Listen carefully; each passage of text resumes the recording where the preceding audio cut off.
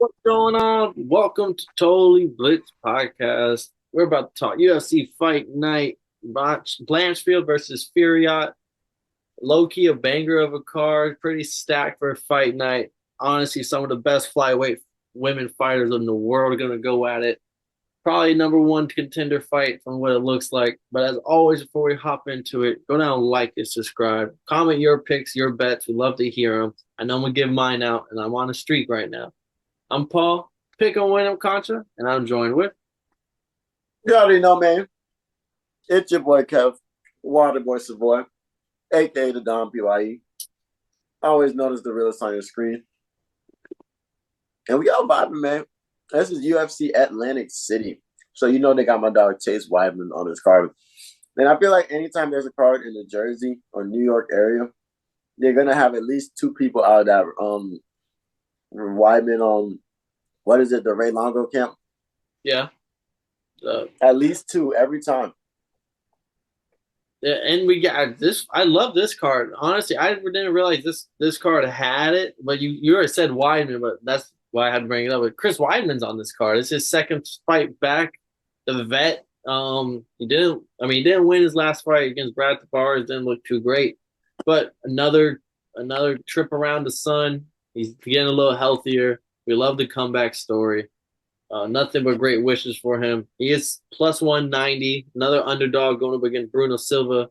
A very tough matchup. Bruno Silva is a dog. But, this is always good to see him on a card fighting. Hopefully he gets a bell. Oh, yeah. He has a good camp behind him.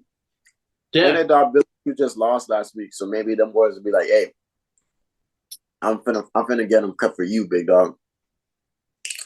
And it's probably not often, but back-to-back cards headlined by women. Women's History Month. Yeah, I mean, they definitely did. They found some good ones. Fiorot versus Blanchfield. I mean, I don't think I heard anyone complain about this this main event. I love me some Erin Blanchfield. This is fine. Fiorot. Oh, all right. And then you can't even sprinkle around. You got Gilbert Burns' little brother, Herbert Burns, on the undercard. He's a plus 300 underdog. But still, it's cool to see him. Then Nate the Train Landier, plus 155 underdog, taking on Jamal Emmers, another cool little underdog. This fight kind of sticks out to me because Cedric Dumas, the fighter that was on like UFC Jacksonville, then he got taken off. People didn't like him. All this shit bad. Like he hit a woman, but apparently it was like self-defense. I don't know. It was just big bad publicity. No one fucked with him. Then he's 9-1, but he's taking on some fucking killer I've never heard of. That was like he opened as like minus 300 favorite, and now he's only minus 200. So I guess people are fucking with the Dumas train. I don't know, but it looks like the UFC is trying to kill him off after that bad publicity. The guy he's fighting, just to point out, 35-8-2. Is a crazy ass record. He's only 30 years old. Averages 11.7 takedowns per fight. Wow. 35-8-2. That's crazy volume. Yeah. So just he's on all my parlays. When I saw that, that's all I know. I was like, the UFC's not fucking with old boy. They got a mauler. I know this story if I've ever seen it.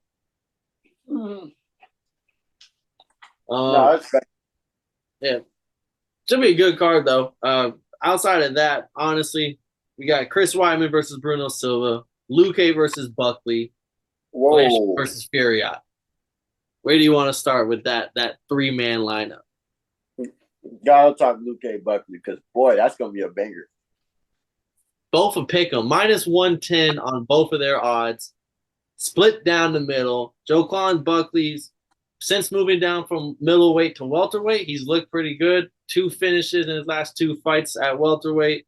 Luque, we thought that boy, I mean, no joking, laughing matter, but we thought he was dead at one point in the UFC after the brain hemorrhage and stuff. comes back, fights RDA, what was I think he was an underdog in that fight, and he wins pretty convincingly. And unanimous decision shows that Yeah, he got the takedown, showed some wrestling. BJJ, he got it. But Buckley, definitely the bigger guy at welterweight. Even though Luque is a pretty big welterweight, Buckley's got the reach advantage, southpaw. He's built. Buckley's a big dude. So facts. down a weight class. It's a pick 'em. Is Luque standing on 10 toes for the welterweight out there, or is Buckley moving his weight around in his new division? I think I slept on Vicente Luque in their last fight. I thought RDA was gonna fuck bro up. But after watching RDA's last fight recently, I'm thinking like, okay, RDA is a veteran. That's the best way to explain it. But shout out Luque for continuing his career after that brain hemorrhage, because that was a big deal. Glad to see that boy still fighting and doing his thing, what he loves. But this fight is gonna be a pain because Joker and Buckley is a fucking he's just a dog. Dog is fuck coming down a weight class to motherfucking. So now he's the bigger dude, the stronger dude. And it's not even like it's gonna be a huge speed difference. So it's just like, oh shit, this is gonna be a banger. And I'm not gonna lie to you. I might have to get my dog Buckley. Sleep on Vicente Luque one more time. You're gonna be picking your boy Buckley up off that canvas. Luque is such a technically great striker that Geoff Neal left hand did a lot of damage to him. Don't get me wrong, and a lot of people might make that comparison. Geoff Neal's left hand, Buckley's stronger, bigger. Probably like if he lands, it's gonna be worse. But Geoff Neal's a way better striker. You saw Ian Gary have to worry about striking with him to the point where like he was always making sure he was not in striking range for Geoff Neal. Buckley's more of a wild man, and Luque's history versus wild man strikers is very good. And I just think we're gonna see him utilizing the leg kick. We're gonna see it early, probably Buckley's legs gone, and then Luque's is gonna move in. Buckley might get a couple takedowns. He does have the wrestling. He's a big, strong guy, especially at this weight class. But I think Luque got one more in him. I think Luque is at a tier that separates the Buckleys from the rest of the division. I think Luque is a great guy to keep the Buckleys out of that top. Well, you're saying that Luque gatekeeper? Hey, but we did have a memorial service for Luque's chin after the Geoff Neal fight, so we will have to. I might have to walk back some of my statements just now, but I do think Luque is going to get this win. But we did have that memorial service for a reason. I know. I do like the fact that Luque is such a technical striker, and I love the fact that he is he's just he does well against wild animals. But I think this is one of those fights where Buckley comes in with a game plan, and he's still gonna fight wild, but he's gonna have a mission to stay on. And once he lands that one clean hit or those couple hits to start the combo or breaks down Luque over time, I think that's how that goes. Because the only way Luque can win this fight, I think, is to like split decision. Let's see, I got my finish if I had to pick, but I like to pick a mod. -110. This fight is a legit, and it could go either way. We'll see. Weidman versus Silva's next on the. It's not next in order, but what we have to talk for the main event. Weidman +190, Silva -235. To me, I mean, I love Weidman, the story and everything, but like -235, Bruno Silva is like he isn't like on his way out of the UFC. They had him fight Sagomed Magomedov, the one-eyed killer that worked him. They had him fight Brandon Allen, who submitted him. But before that, he knocked out Brad Tavares in the first round. Brad Tavares, who just 30-27 Weidman in Weidman's return fight. I know MMA math isn't real, but all three of those fights for Silva was in 2023. It was last year. So, like, he's been fresh. He's actively fighting. He just happens that he fought Alex Pereira, and a lot of people thought he won that fight because he got ground time. He was controlling Pereira. Pereira did have some good strikes, but Silva was able to land strikes on Pereira as well. Silva just has a bad time against guys that have great submission game. Weidman, good wrestling, but I just can't. I just think Silva's a lock here. I minus 235. I know the odds aren't like the best odds, but like you pair that with that Russian killer that's supposed to take care of Dumas on the prelims, you got yourself a nice plus 100 parlay. If you even you're feeling frisky, you can parlay with some of your other favorite picks. But like, yeah, Silva is a must, in my opinion, a must bet on against Weidman. All respect to Weidman though. Oh yeah, I got nothing but love for Weidman. But one thing we do know, UFC does not love their veterans. They do not sit there and want. They don't want 100 Robbie Lawler stories. They want. They want. They want this veteran to feed the next person, so the next person can take their spot on the come up. So, I think Chris Weidman coming out and continuing his career is nice. Love to see him fighting, but I do expect Bruno Silva to come out with a nice dub in this fight. And the UFC doesn't want to see their veterans fighting in other organizations. So they typically make sure on their way out, they finish their career in the UFC. There isn't much left of them on that exiting out. Facts. Nice way of saying it. But then our main event, this is a great fight here. Erin Blanchfield versus Manon Fiorot.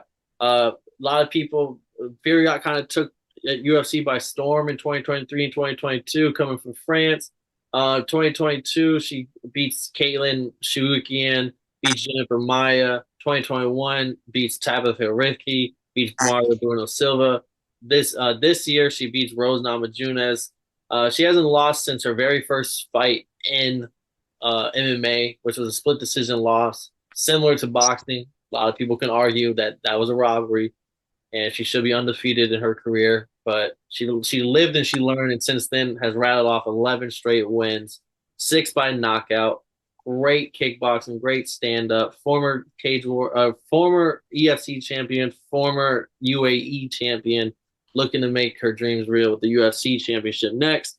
She has to go through who is arguably, a lot of people are saying, the best non-champion fighter at flyweight, and Erin Blanchfield. Since we all know she completely derailed the Jessica Andrade train in 2023. Molly Meatball train died in the first round. Jessica Aldrich submitted her in the second round. Tatiana Santos, who I thought beat Shevchenko, who was in her young prime also. Talia Santos. Talia Santos.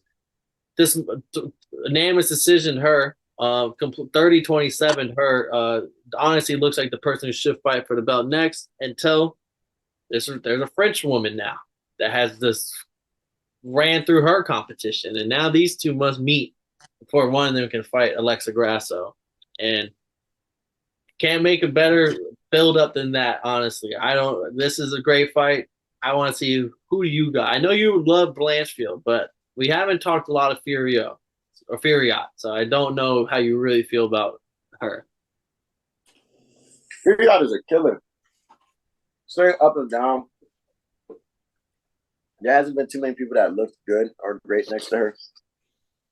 Rose, who just won last week, looked like a regular person. No thug. like no civilian thug. Rose. So like I know Fiorot is a killer for sure. But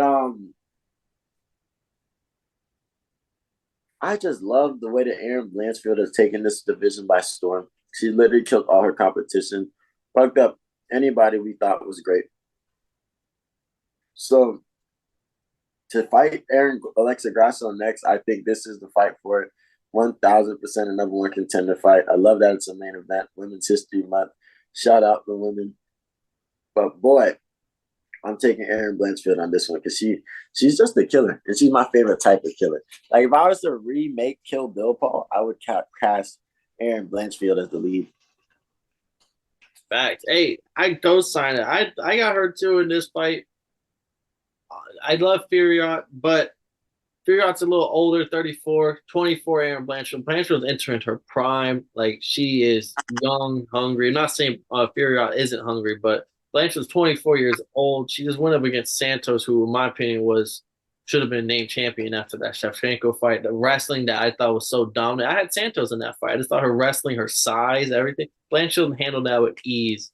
Uh, had a perfect game plan for Andrade. Like she seems so focused. Striking's really good, and I just think overall her wrestling too. I just think she's the more complete fighter here. I got her in a lot of my parlays too. I'm going heavy with the Blanchfield in the parlays. I'm feeling pretty confident that she's gonna come out and get this win. Because before this fight, I was like, yeah, she should fight for the belt immediately next, after the Santos fight. So there's a little pit stop along the way. I have full confidence in her because I thought she should be fine for a belt anyway right now. Facts, facts, facts. But yeah, shout out Erin Blanchfield. That's a babes. Yeah, That's a and babe. this isn't in the Apex actually. This is going to be UFC Atlantic City up in New Jersey. Yeah. Anytime they go to Jersey, man, it's a good time. Yeah. Except when they go to Boston, my shit sucks. I wonder who's got New Jersey connections on this card because you know at least a couple of them do. Chris Weidman and them. Oh, yeah, Sarah Longo's team, yeah. I'm shocked. You're gonna see all them niggas out there. Matt from Aljo is going to be out there. Rob. Yeah, you're gonna see all them boys out there. Should be a great card. Can't wait to watch it this weekend. Also, stay tuned for boxing. We got big Amazon Prime's first ever boxing cards this weekend. Gonna be a boxing. Tim Tszyu was supposed to fight Keith Thurman. Keith Thurman pulled out, so Sebastian Fandor, the 6'7", like 154 pounder, is fighting for the belt. Tim Tszyu, unified champ. Who else is on that card? Rolly is taking on Pitbull Cruz. Rolly's defending his belt. Rolly is a world champion. Yeah, I won. Pitbull Cruz is moving up to 140 to defend that belt. Julio Cesar Martinez defending his belt against Angel Cordova on that card. Well, they spent bread. Floyd Mayweather's prodigy, Carmel Moulton's on that card. Elijah Garcia is fighting Kyron Davis, who Gator said might be fight of the night on that for that whole card. Yeah, it's gonna be a banger ass card. I was gonna say they spent some bread on that card. Like Amazon Prime dropped the bag to make this card happen. Crawford's definitely gonna be in attendance because it's already Crawford versus Tim Tszyu is supposed to be next when Crawford moves up. But that's if Tim Tszyu beats Fandor. We'll find out this weekend. Oh, this is about to be lit. But I mean, well, I'll leave that off on the cliffhanger right there for y'all boys. Stay tuned for the recaps coming next week for both UFC and boxing. As always, we appreciate y'all watching. Go down, like, subscribe, comment your picks, comment your bets. I'm Paul Pickle Winner, Kev Waterboy Savoy, and if y'all didn't know, now I know, motherfuckers.